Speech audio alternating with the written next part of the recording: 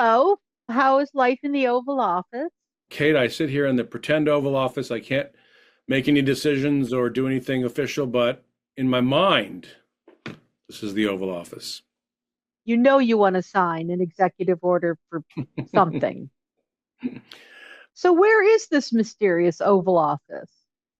We are near downtown LA and we've been here. This is not the official Oval Office is in storage in Oklahoma right now somewhere. We're getting ready to do a partnership to do a museum for the film, but it's still in storage. But this is our temporary abode. But I do have a lot of the things from the film here, the paintings on the wall. So it's our miniature version of the Oval. A museum. I hadn't heard about that one yet. We're working on it. Yeah, we're working on a museum for the film in conjunction with an entity that already exists. So we'll can't wait to share that news when it's official. But don't we already have the Ronald Reagan Foundation and Presidential Library in Simi Valley out here in California? Yes, you. I think we hung out there last time. I think we did. We did. That's right. I Yeah, consider it the happiest place on earth. we filmed. Beautiful and extremely restful. Yeah, we filmed there, as you may know, on Air Yep. Force One and on Marine One. We were so thankful to be able to use the facilities. So what has this ongoing journey into the Reagan era given to you on a more personal level?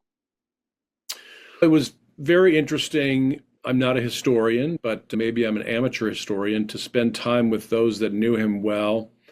I think part of the impetus was his official biographer, Edmund Morris, essentially gave up, threw his hands up, and said, I just can't figure the guy out. So he took the book in a strange, part fiction, part historical overview. It was supposed to be the definitive biography of Ronald Reagan, and it became this sort of bizarre book that I think people universally, and I'd read a lot of books over the years, but I thought, yeah, let's try to figure this guy out. And Paul Kengore's book, The Crusader, was obviously a guide, but there was no shortcut to just spending time with, I'd say 50, 55 of those that knew him well, worked with him, and just piecing together the puzzle of Ronald Reagan. And what was especially interesting was different types of people. Reagan is a mosaic of different parts. So if you talk to the economic side of Ronald Reagan, somebody like Arthur Laffer, he would say Reagan just wanted to talk about economics with me. Hmm. But if you talk about a religious leader, he would say Reagan just wanted to talk about the book of Revelation with me. And so each person thought they had the full Ronald Reagan, but it was really, they had just a piece of him. And it was also interesting that he wouldn't waste his time. He wouldn't spend time talking about prophetic revelations to Arthur Laffer, because that's the economics guy. So he would Right. give each person a piece of himself. And they all thought they had the totality of him, but in reality, they had a portion of him. So I thought that was pretty fascinating too. But just to hear their stories, and I would have people say, "You can't put this in the movie, but let me tell you the story about such and such," or stuff they had left out of their own biographies. So it was, and I'm getting a lot of them at the end of their lives, toward the end of their lives. George Shultz, for instance. I literally had another call scheduled with George the week before he died, and so we missed out. But George Shultz, Ed Meese, Judge Clark, William Clark, so many of those guys that were his contemporaries, just to spend time, hear their stories, and then bring elements of those conversations into the film. His time in office intersected with John Paul II, and the knock on both of them were that where are these guys from? And come on, they're actors, really, actors. Yeah, you're And right. yet, when you think about that, Reagan became known as the great, that he started on radio, that he started in the film.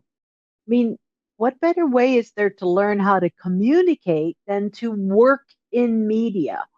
So has the view of that changed? Because like our current president was on television and Right. people knock him a lot for that because, oh, you were just a reality show star, as if we hadn't done anything else. But of course, Reagan had done so much else than just radio and television. But have we changed our mind about the value of communication skills. I think it was George Washington who was accused of the same thing, of being an actor and taking on this role, this regal presidential role. I don't think that has changed. That's really been a constant. Now, of course, in 1960, it sharpens with television. DR, of course, did radio, but 1960, arguably, Richard Nixon might have been president if it wasn't for the advent of He television. didn't look good on camera. Yeah, and that Yeah, awful debate he had, where he had just had the flu, and yeah. so I think it's always been And the the difference between those who watched that debate and those right. who heard it. Yeah, so I think it's always been the case since the beginning of the republic. However, television, radio, then television, and then the internet sharpened it. And I think Donald Trump, for instance, probably has used the internet. I think everybody would acknowledge the most effective of any president thus far. It's hard to argue that. Yeah, he's and it's interesting that Barack Obama did not make the transition very well to the net. He Right in that transitional period of when Twitter came in, really around 2008, and people hadn't right. quite figured out what to do with it yet. Yeah, but he was the right age to have figured it out, but he didn't for whatever reason. And it was really Trump who really dominated Twitter. Yeah, I think that FDR was Mr. Radio, Ronald Reagan is television, and then Donald Trump is the social media. What do you think Reagan would make of the immediacy and availability that social media offers? Yeah, I don't think he would have been as into it as Trump was. I think he would have been more careful what he posted. He probably would have vetted it first. I would have had one of his aides look through stuff. I don't think he just would have been out there extemporaneously just going for it. He had a bit more of a sense of, I would say, not decorum, but you rarely see a bad Ronald Reagan picture out there, a photograph. True. That's good for an actor to know how to Right. At least the ones that he pose controlled. just right. Yeah. And so that's not an accident. He carefully controlled his image. In fact, Kate, there's two things that I didn't put in the movie, but that I learned about him that were very interesting along these lines. First of all, the KGB files on him. One of the notes was that he's vain, which of course an actor, you'd expect that he was a teetotaler, he was superstitious, and he was vain. These were the Stasi files they kept on him. But I also learned an interesting thing two things. You will never see a picture of Ronald Reagan with his arm around somebody with a suit coat on. And the reason is because it rumples your suit and makes sure everything It ruins the line of the suit. correct. So that's a rule, always hands by the side. And the second is, if you look back at photographs on the red carpet when he was an actor, you will often see him facing the camera. He's on this side.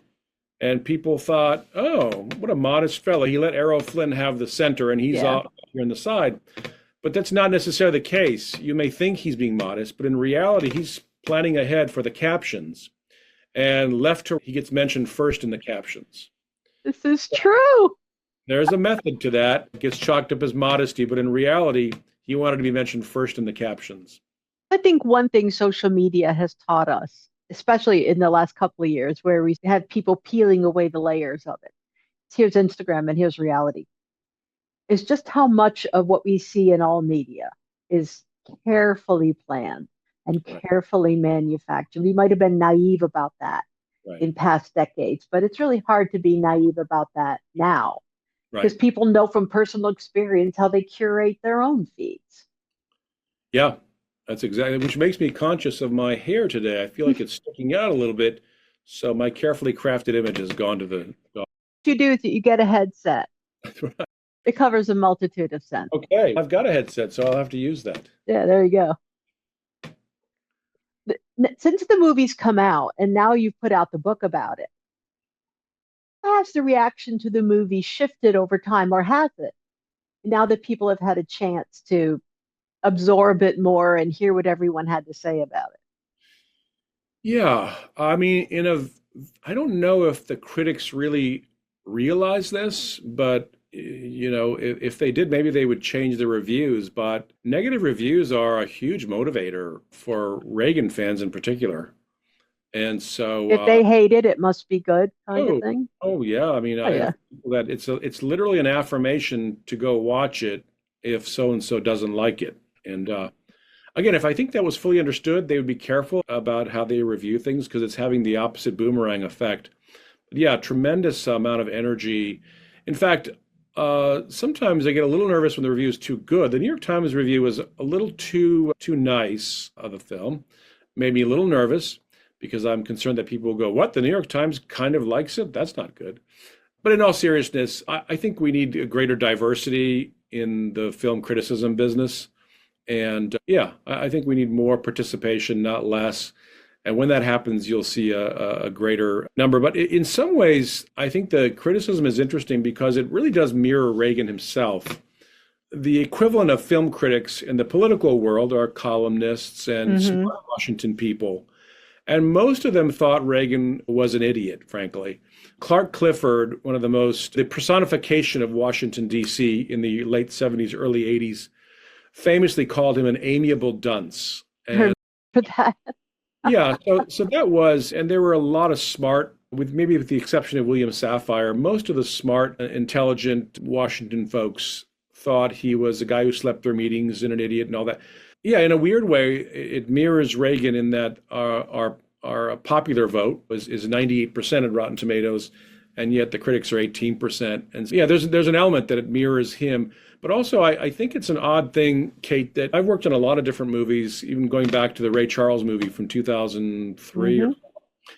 And it's almost like I wanted to treat Ronald Reagan just like you would treat Ray or Jackie Robinson, or not as a politician, but just as a human being. And it's almost, for instance, the word hagiography comes out for our movie, but it doesn't come out for Bohemian Rhapsody or for the Johnny Cash movie. Or Yeah, for those who don't know, that's the sort of when you tell, for example, the story of a saint and it's all full of miracles and they right, never never have a bad day or take a wrong turn, rather than something that's a little more warts and all. yeah, which has always been odd to me because I was literally the one always saying we've got to show the weaknesses, we've got to show, which is actually very biblical. I know you're a very Hmm. religious person. We share a faith, and I'm so thankful that the Bible is full of all the foibles of these Oh alleged yeah. great men and great women. Jordan Peterson had made a second career out of analyzing the humane and human aspects of all the characters of the Bible. Right. And so if you don't come to our film with an agenda to say, you'll see he's dumped by his teenage girlfriend. They were planning to get married, and she finds a guy in Europe who's better looking than Ronald Reagan, presumably, and runs off and marries him and leaves young Ronald Reagan jilted. His first wife, Jane Wyman, can't handle his Hmm. political stuff at home and divorces him, leaves him just heartbroken. He's pretty much washed up. He's a divorcee and pretty much washed up In at a 50. time that was not very acceptable. Yeah, Yeah. and we intentionally have him sitting on the park bench with his mother going, I thought you said I was going to do something great, and here I am 50 and washed up with two kids. And it's a series of failures in his life, or not even failure, but it's almost successes. He's a good actor, but not really a top level actor. And no Errol Flynn, no Yeah, John Wayne. yeah. So I think if the lens is taken off of the agenda, then you really do see that he had a lot of human flaws. And I spent the time that I spent with the folks I was telling you about, I would push them and say, come on, guys, give me the real Ronald Reagan. And one of them, I'll never forget, his name was Peter something or other. He passed away, but a biographer and a close friend. And he said sometimes he would get impatient and lose his temper, but it would pass really quickly. I said, well, give me an example of how he loses his temper. Well, he says, well, if we overscheduled him, he'd sit down and he would look at the schedule and say, fellas, I cannot do all this. And he would throw his glasses across the table. And that's the kind of stuff that was really helpful because a Superman story without Clark Kent is just not that interesting. Exactly. So, anyway, contrary to the reviews, we just wanted to treat him not as a politician, but just as a man. And my original director was going to be John Avildsen, as you may know, who directed. Yeah.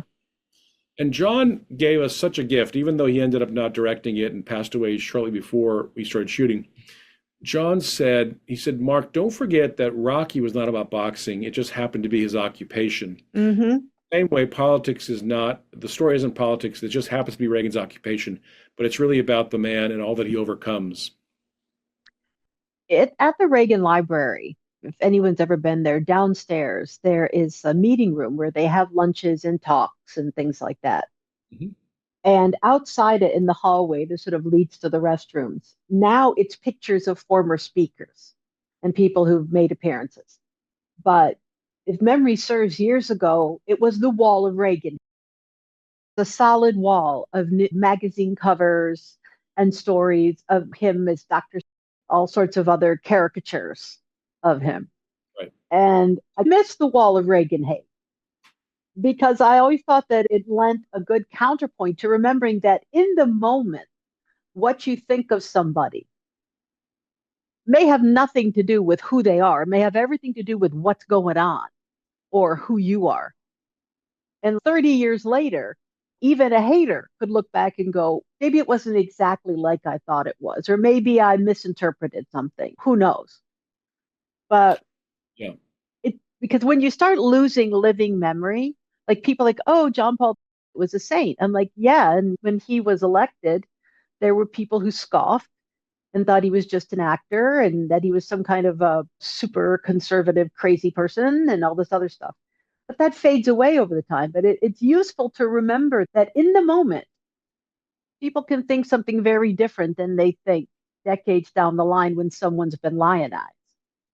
Yeah, there's a tremendous amount of historical revisionism in the sense of pop culture, the average person, that Reagan is regarded as, oh, he was everybody's grandfather. And I was alive at the Mhm. time. I'm telling you, 40% of the country absolutely loathed him because I had my friends at school, and it was a pretty serious, it was always a pretty baseline of 40 plus. And there was not this universal love, isn't he a sweet old man? It was Yeah. this guy's going to blow up the world, Yeah.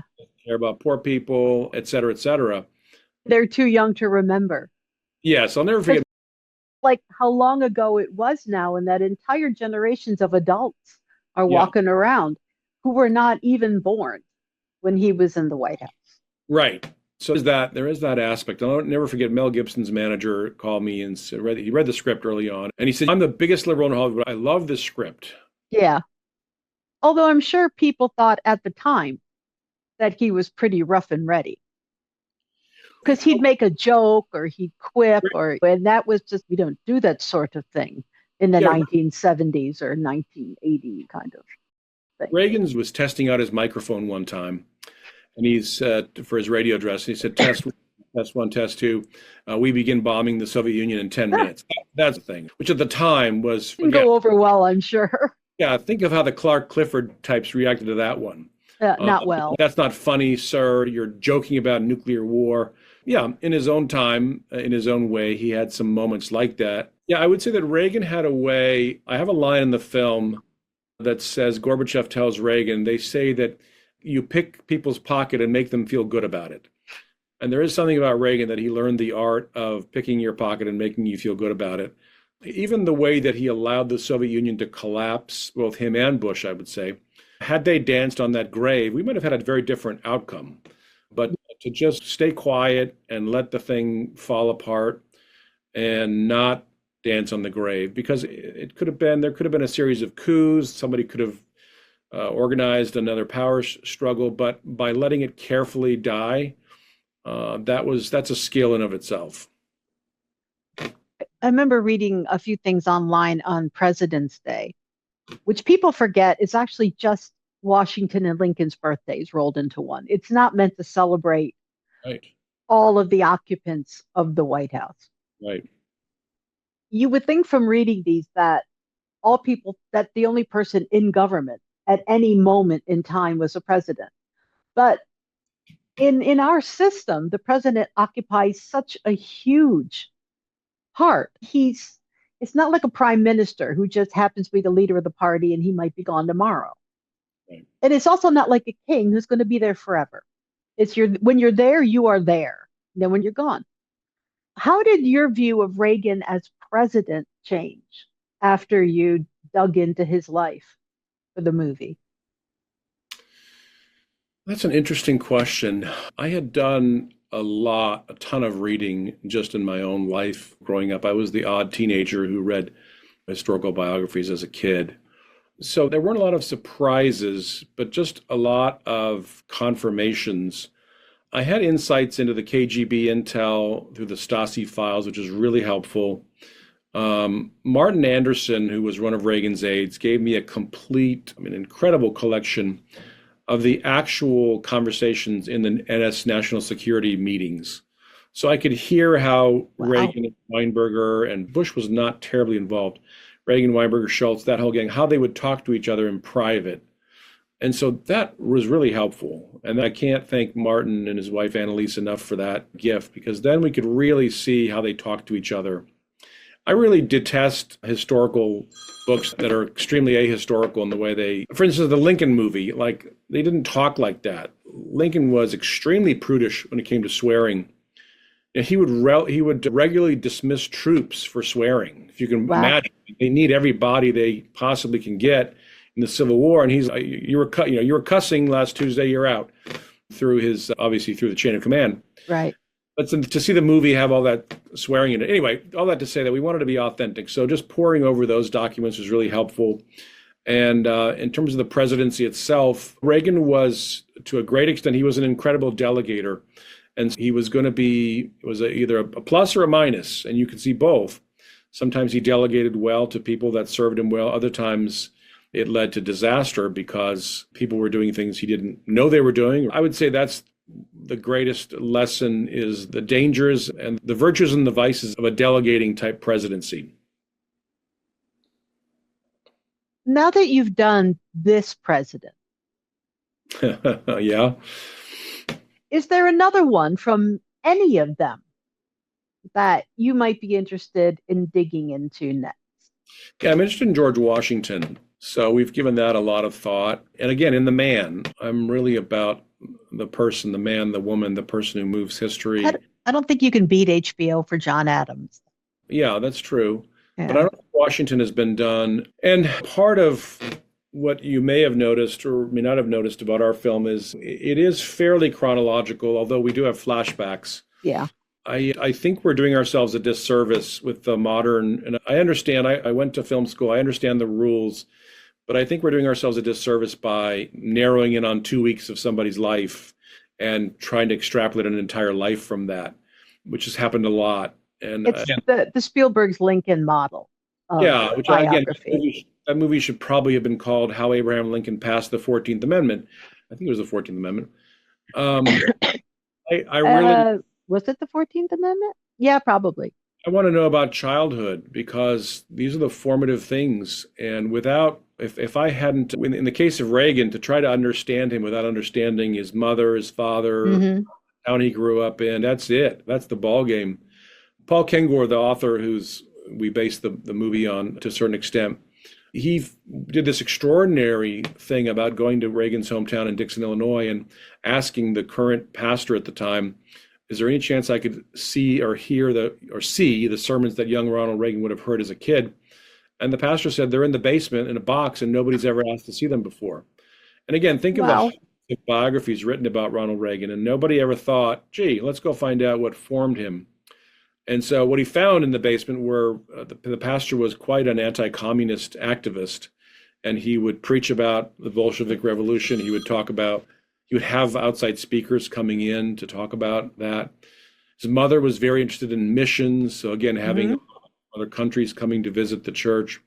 So all that stuff is to just pick 2 weeks in Reagan's life when he's president and extrapolate or build a story around that. I just think we're making a huge mistake in the way we tell stories. So in Washington's case, I want to know how the childhood formed him, how his mother and his father, and Yeah, I think I know all that much. And his time in the British Army as a that's serving right. officer, too, in the French and Indian War. I Yeah, don't think I've ever seen much on that. and his work as a surveyor. Hmm. So all that, of course, marrying Martha. So that's one that I've thought about. Uh, Nobody's really done. yeah, yeah. I There have been a read lot I read Ron Chernow's biography of Grant, huh? and I know I make myself sound like very erudite. I listened to the audiobook of Ron Right. Chernow's biography of Grant, and it was hugely illuminating, both in terms of his multiple failures prior to his success in the war, and then the realities of life after the Civil War. that he dealt with as president, a lot of which I really wasn't aware of and seemed rather shockingly relevant when I Yeah, listened to it. So that really opened up my mind a lot on the subject. I just heard, oh, he had a corrupt presidency and maybe he drank a lot. And I'm like, wow, there's a whole lot more to the story. yeah. Well, there's certain presidents that lend to store books and movies, certain that don't. And I think there's probably maybe 10% of our presidents are interesting enough to make a movie about. I don't know if anybody's going to turn out for Grover Cleveland. Yeah, They, Jimmy Carter, I yeah, maybe. Didn't been they do The terrific. Man from Plains? Or I don't know if He, there was a movie. I think there was a book. yeah, it's probably the post-presidency that would be more interesting than even the Hmm. presidency itself. But yeah, I think Carter, Ford, just those kind of presidents, I think are not very I'm not even sure Biden would be terribly interesting. So there's a certain JFK, Ronald Reagan, FDR, Obama, Trump. There's Yeah. a kind of actor that's interesting, especially because a lot of these guys came from humble beginnings. I've Or noticed broken families. Quite a often, number came from and higher than what you would think would be the regular percentage of the population came yeah, from broken homes or often. homes that had a very troubled father.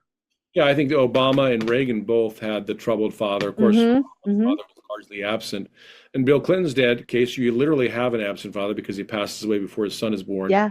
There is a lot of that. It's almost like the boy is compensating and going to try to do great things in the absence of his father at his mother's prodding. A lot of these guys are mama's boys as well. Hmm. So that's interesting. But yeah, it takes a certain kind of, I can't imagine a Jimmy Carter movie being terribly compelling. But certainly, yeah, Trump, Obama, Reagan, JFK, you're talking about uh, just larger than life characters who do interesting things. What's your biggest regret from the whole process? Yeah, thanks for mentioning the book. The book is Making Reagan, and Is that your regret? I had people. Well, I was going to say, I had people along the way say, What? This process is almost more interesting than the movie itself. You should write a book." And Because so, COVID was in there and all of yeah, that. Yeah. yeah. But I talk about there was a funder from Morocco who wanted to invest $5 million in the movie and signed a contract, and the money would never arrive. And we get the strangest reasons. Oh, my accountant forgot to transpose literally she would say they transposed the digits on the account number. Oh Oh, no. that's strange. I've got to send my accountant to Miami to make sure the funds arrive. This went on for months. And that's just one of a Wow. dozen or more stories like that. Just bizarre. I've seen the most bizarre in human behavior. And so anyway, it's the story of how it came to be. Regrets, yeah, it took a long time. But look at people that are much smarter and powerful than me, it's taken them 25 years to make movies. So it's pretty I just normal. read a biography of Stanley Kubrick, who didn't make movies more than he did make movies. Yeah. So it's a pretty, I think in the, especially in the tech world, if an idea doesn't catch on in 3 months, it's like a bad idea and they lose their funding. And so they would look at us going, why is it taking you so long? There must be something wrong with your movie. I'm like, no, this is just the way it is in our Just world. movies. Yeah, first of all, we're all working on other things. And so it's not like you drop everything for 20 years to work on a movie. You're juggling a lot of things. But so many things have to align, right? Yeah. The actor's schedule, the financing, the distribution. There's like a dozen things that have to perfectly align. And they rarely do. In our case, Dennis wasn't available for the longest time. He had other projects going on, and he really wanted to devote time to really get this character down. So that was just one example of the delays. And of course, as COVID hit, and I remember when COVID hit, you and I think have lost some mutual friends because of COVID. I think Rick Bond was probably somebody you knew. Yeah. I was having friends like dying around me. And I remember my co-producer came to me and said, we need a decision. What are we going to do? We're going to go or not this year in 2020. Literally in the middle of the very beginnings of COVID. And I had to make the call. And I remember thinking to myself, I don't want to die saying, I almost made this movie. Now I'm going off and to the next world. And so I said, let's just do it. Yeah. And it cost us close to $2 million extra just because you essentially All have the precautions and yeah, you have a medical clinic on your set essentially. So you've yeah. got an entire every day you have to check in.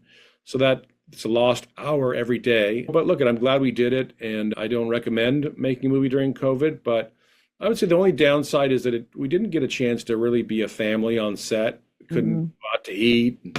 I mentioned in the book, I arrived on set, and our COVID coordinator, an incredible person that we came to love. So I said, "What can I go to a restaurant?" And she's absolutely not. And I said, "Can I go get my groceries at Walmart?" She looks at me and she goes, "Mark, that is the single most dangerous place in this entire city is Walmart." I said, "How am I supposed to eat?" She said, "We've arranged for groceries to be delivered to your door every day. You just don't have that." There's a couple of things I want to ask you about that are like non-Reagan related. Well, one is Reagan. How did you ever talk Bob Dylan into doing Don't Fence Me In? You'll have to read the book to find out. You have Oh, no, it's in there. I've got a chapter at the end. I worked, I was in communication with him for like almost 2 years. And we were just trying to screen the film, first of all. Look, he's on the road a lot. The guy tours like nobody's business. yeah.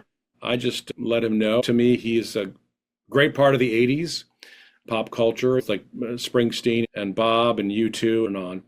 And I just thought it'd be really fun to have a song from him. And we went back and forth. And originally I wanted an original song from him. And thought about that. But then he's also just a fan of the American Songbook. Yep. Singers of that era. And he came back with two ideas. And one of them was Don't. And yeah, it was a great moment, and it really helped set the tone for the film. And I wanted the film to again operate less as a political piece and more as a biographical piece. And Bob, Because if you're going to do a biography of a politician, the politics is implicit. You don't need to go there. You just yeah, tell the life story of the human being. and I think Bob sensed that with the film that this was not a political piece. The politics was incidental. So anyway, yeah, when that song came across, it was a new recording. They recorded in Nashville, and so I was obviously thrilled to have that. And then also Gene Simmons of Kiss was another Hmm. that may have surprised people. Gene came in to watch the movie here at the screening room in our office, the studio, and he was really moved. And to be honest with you, I was hoping for a Kiss song, that he would record a Kiss song, but he threw me the biggest curveball, and he said, "How about?" He said, "I want to do." He said, "We're in a time of great division musically, and I want to find a song that sort of unites all the genres." And so that's how we ended up with the song he did. It's a torch song, but I had a list on my wall here of 55 artists that I wanted for the soundtrack, as well as we have two soundtracks still coming out actually, and inspired by the film. And on my list of 56 artists, I can tell you without hesitation, if you'd asked me, "Mark, which of these artists do you think you won't get?" I would have said Bob Dylan and Gene Simmons of Kiss. And those are the ones that came through. Bob will always surprise you. When I wrote about it, the first line was, "Nobody puts Bobby in a box." Yeah, yeah, yeah. I think he enjoys. And then I watched the Scorsese documentary, Yeah, and somebody literally at some point says, "Nobody puts Bob in a box." I'm like, yeah, exactly. yeah. He enjoys. Bob's going to do what Bob's going to do. Bob's going to do what Bob's going to do. There's no predicting, and I was pleasantly surprised. But we had a great Gene's time. kind of the same way, I think. Yeah, they've actually collaborated once a while back. But I'd pay for that concert. yeah, and look, when you get to be their age, you do what you want to do, and you don't. Bob's always been that way, right? He's always enjoyed doing what he Yep. wants. But I think Gene, as he gets older, he's become more of that mindset that life is short. I'm going to do what I want to do, and so I had to be flexible because I had my preconceived idea of what I wanted from. And when he threw Hmm. that at me, I said, "Let's go find a scene where this really could fit." And so we found the Ron and Jane Wyman breakup scene. Oh, And yeah. having sing for that scene was just perfect. I never met Bob Dylan, but I did meet Gene Simmons at a themed mini golf in Las Vegas, Uh-huh. where a reality show was installing a fish tank for them. That I, sounds I reckon that's a unique way to meet Gene Simmons. that sounds about right. He is a And they fascinating. had a wedding chapel too. Uh-huh. Yeah. Yeah, Gene is a very interesting person, very surprising. We've had such great conversations about religion and philosophy, and I would not have expected that. Also, just very easy to work with. I just every time I would say something, or "Hey, this has come up," or he would say, "Oh, great, no problem," and just a real delight, a joy to work with.